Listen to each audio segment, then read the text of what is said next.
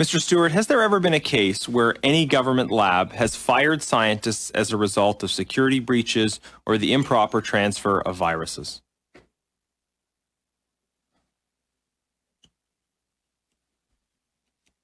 That's a very difficult question to answer.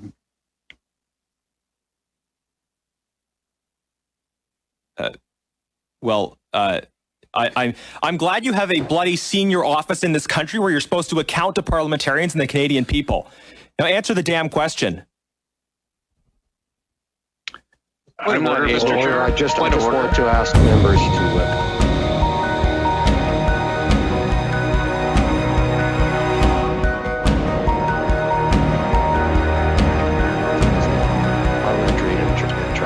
I understand. Mr. Stewart, Mr. Genuis. This is a critical issue of national security. Has any lab in this country ever fired a scientist as a result of a security breach or the improper transfer of viruses? You're a public servant. People deserve an answer. I'm not able to answer the question as it was structured. Were there cases of people being fired for policy breaches? In fact, you're asking a question that gets back at the two individuals of concern. No, I'm not, sir. I'm asking a general question. Have there been cases of individuals fired as a result of policy breaches at any lab in Canada? I'm only aware of the labs for which I have been responsible, and I can't answer the question as it's currently structured. Thank you, sir.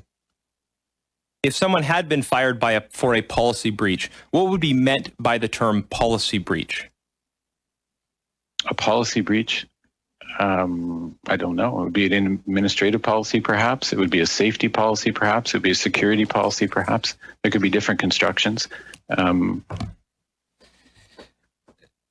This is such an utter disgrace, but I think I have to move on. Does Canada fund or permit so-called gain-of-function experiments? Point of order, Mr. Frederick. Thank you, Mr. Chair. Thank you, Mr. Stewart, for appearing in front of us. In July of 2019, one of the researchers at the lab in Winnipeg and her husband had their security clearances revoked and were escorted out of the lab. Can you tell us why? That matter was a subject of investigation. That was a security investigation, and I'm not going to be able to talk about the details of that investigation.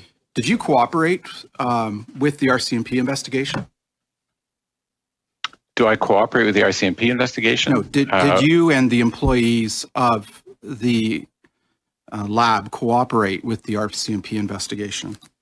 There is an RCMP investigation underway at this time, and if RCMP need anything from us, they will have our cooperation for sure. Because there was a CBC report that indicated that staff members at the lab who spoke on background to CBC had indicated that senior management had not made them accessible to police or allowed staff to contact the RCMP with relevant information. Are you aware of that CBC report?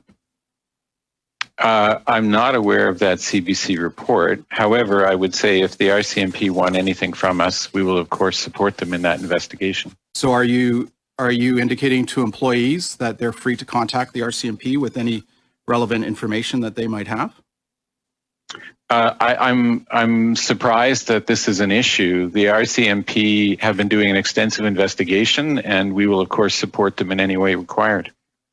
We certainly understand that, but we don't understand why, if everything was done according to the rules, that they were set aside, that they were no longer allowed to go on. What did they do wrong? Sir, you've asked me the question. I can repeat the answer. An investigation was undertaken. They're no longer part of the agency. Non, écoutez, ça, on le comprend, là. I'm not clair. at liberty to discuss it further. Ce qu'on ne comprend pas. Yes, we understand that, but what we don't understand is why they were set aside. Why were they let go? We understand there was an investigation, but why then, if everything was done according to the rules, was there this investigation.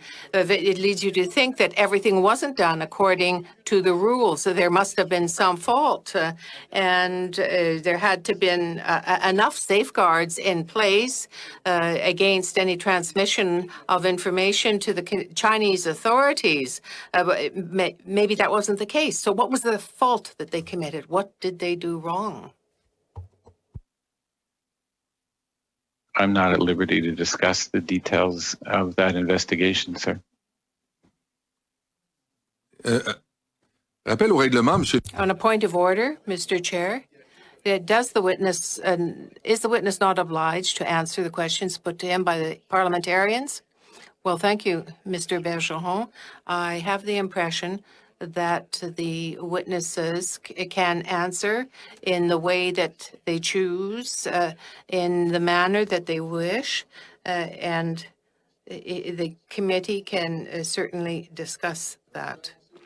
I'm going to announce to the witnesses that we will certainly take into consideration and under advisement their refusal to answer. What is particularly bad in terms of transparency and accountability for Canadians and for Quebecers, because clearly there was a breach, a security breach. Thank you, Chair. And Mr. Stewart, the individuals that we're talking about here, I know you haven't answered Mr. Bergeron's question, but I'll ask one more. Were these individuals charged with any offense? They would not be charged with an offense by us, sir. That would be something that would come from, of course, police officers or an investigative body of some kind. But you would know in that regard. But you would know that. At this time, I'm not aware of them being charged of any offense. What I can say is that an investigation was done, and they're no longer with the Public Health Agency. So you've never done any follow-up to find out what happened to them, whether they were charged, whether they weren't, what the results of the investigation were? Well, to my knowledge, they have not been charged, but that's a matter you would want to pose to the RCMP. It's not an area that we're. But you said there was an investigation that went on, but you have no idea of the results of the investigation and what was you weren't involved in that. The RCMP investigation is not a matter that we're directly involved in. We're happy to support them in any way. They wouldn't report back to you as to that these people just were investigated and that was it, and they're no longer there. How did they leave? They've left the agency. On their own? The two scientists are no longer employed by the Public Health Agency. Yeah, that's we understand that, but people leave in various ways. Sometimes people retire, some resign, some get another job. They were under investigation and they left, and you're saying you have no idea why they left or how they left or what the results of the investigation were. No, actually, I did not say we have no idea about why they left. I said they no longer work at the Public Health Agency. And we can't disclose additional information on this matter. I think we've lost the chair. Okay, in that case, I'll assume the chair is vice chair and continue with my round of questions. Well, in that case, I have to raise you're out of order, Mr. Fragascatos. Does Canada fund or permit so-called gain-of-function experiments whereby researchers intentionally make viruses more deadly or more contagious for research purposes? Point of order, Mr. Genuis. Yes, Mr. Dubourg, I'll take your point of order. Yes, Mr. Genuis. Well, listen, we know logic problem, and can we take a break and make sure with the clerk and the technician to get back the chair, please? Thank you, Mr. Dubourg. No, we're not going to suspend the meeting. We have limited time. I'm going to continue with my line of questions for the remaining 3 minutes that I have, and then I will hand it over to the next person. Could you please try not to swear this time, though, Mr. Genuis? Could you please try not to swear? Ms. Zan, order, Ms. Zan, please. Please stop swearing. Does Canada fund or permit so-called gain-of-function experiments whereby researchers intentionally make viruses more deadly or more contagious for research purposes? Thank you, Mr. Vice Chair. The Public Health Agency of Canada, to my knowledge, does not fund research of the nature you're describing, but I'll ask Dr. Polican, who runs our lab, to confirm that. Thank you, Mr. Stewart. When experiments are proposed that have the potential for gain-of-function applications, they are automatically referred to the Institutional Biosafety Committee to ensure that no such experiments move forward and that any risks associated with them are mitigated. Does the government of Canada allow the transfer of viruses? Mr. Fragascatos, yes? So this is a question for the clerk. Madam Clerk, tell me the procedure here. Because Mr. Genuis has assumed the chair, is he still able to ask questions? He can, again, ask any question he wishes. I'm not trying to get in the way of him asking questions, but I just wonder if it makes sense to briefly pause the meeting for the chair to come back online, who I understand is having tech issues. It's just a bit odd that the vice chair would be also asking questions. I've never seen that happen before, and I think there could be a breach in the protocol of the meeting. Thank you, Mr. Fragascatos. To that point of order, Chair? Yeah, yes, Mr. Harris. Yes, someone takes the chair in the place of the original chair, then that person has to act as chair, and if he wants to speak, he has to step down from the chair and pass the chair over to somebody else. So I don't think you can be the chair and deal with points of order, particularly ones that are dealing with your right or ability to ask questions at any given time. You would have to cede the chair to somebody else and step aside from the chair while you are asking questions. And it seems that you're trying to perform both functions at once, which I think is out of order. Okay, is out of order. Thank you, Mr. Harris. I want to make this as uncontroversial as possible. I'll happily cede the chair to Mr. Bergeron, who I think knows that I have 3 minutes left, but I'll defer to him to allow me to proceed as he wishes. Monsieur Genuis. Mr. Genuis, please continue. Thank you, Mr. Bergeron. Does Canada have a policy of prohibiting the transfer of viruses to other institutions for the purposes of gain-of-function experiments? Dr. Polican, would you like to respond to that, please, sir? Yes. Transfer of materials are governed by the Human Pathogen Toxin Act, as well as the Transport of Dangerous Goods Act and the Canadian Biosafety Standards, and they apply to the export of materials from Canada. Point of order. I understand that, but Mr. Chair, point of order. Monsieur Fragascatos. Mr. Fragascatos, what is your point of order? Again, turn it over to Mr. Genuis. He said 5 minutes. I believe it's gone well over 5 minutes. Yeah, because it's been you talking the whole time. Whoa, no, that is not the case. That is not the case at all. Oui, bonjour. Pour répondre. Yes, to answer Mr. Bergeron, if the clock stopped, there were 2 minutes left for Mr. Genuis. Please continue then, Mr. Genuis. Very much, Mr. Chair and Madam Clerk. So my question was specific to transfer to institutions that engage in gain-of-function experiments. Does the Wuhan Institute of Virology engage in gain-of-function experiments related to coronaviruses?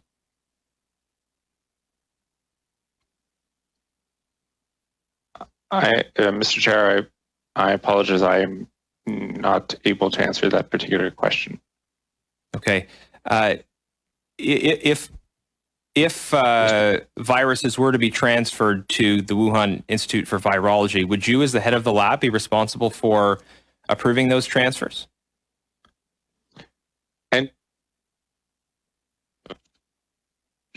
must be approved by senior management at the National Microbiology Laboratory. So you are responsible for approving them. Mr. Genuis, colleagues, I'm happy to say that I'm back. I'm sorry for my absence, but I did have my computer shut down on me. I'd like to ask the clerk how long Mr. Genuis has had. If he's had 5 minutes, he has another minute left. So, Madam Clerk, can you tell me? I can confirm he has about a minute left. Thank you very much. Mr. Genuis, please carry on. Thank you. Mr. Pelequin, you're responsible for approving transfers, but you're unaware as to whether the Wuhan Institute for Virology engages in gain-of-function experiments related to coronaviruses. How would you make determinations about the appropriateness of transfers to that institution if you're unaware about such an important aspect of how transferred materials might be used? Mr. Chair, every transfer of material is assessed on a case-by-case basis. We have never transferred coronaviruses to the Wuhan Institute of Virology. Therefore, we have not assessed the question as structured. Have you assessed whether they conduct gain-of-function experiments related to the viruses that were transferred? Mr. Chair, prior to the transfer, one of the essential aspects of the transfer process is receiving a letter from the receiving institute with respect to their intents. Are you satisfied with their security protocols at the Wuhan Institute of Virology? Mr. Genuis, we'll have to wait for that answer. Your time is concluded. Turning now to the Dr.